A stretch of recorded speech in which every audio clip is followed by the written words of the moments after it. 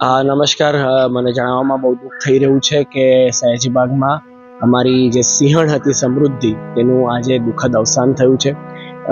સમૃદ્ધિને સોમવારે સાંજે સર્પદંશ થયો હતો. એના ખુલ્લા પિંજરામાં જ્યાં ફરે છે અને રાખવામાં આવે છે ત્યાં નાગ એટલે કે કોબરા ઘૂસી ગયેલ હતો અને સિંહણે એના પર ત્રાપ પણ મારી હતી. કોબરા પણ એની સામો થયો હતો. એટલે જાનવર બંને એકબીજાના સામે થયા હતા અને એકબીજા સાથે થોડી જે ઝપાઝપીમાં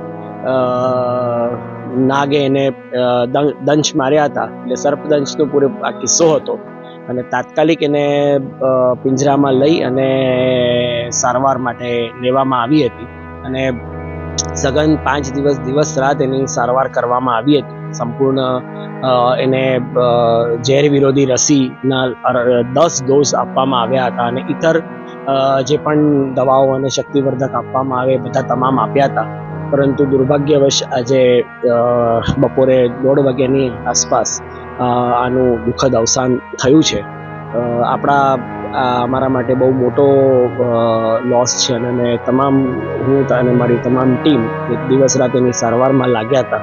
અમે બહુ શોકાતુર છીએ આ ઘટનાથી.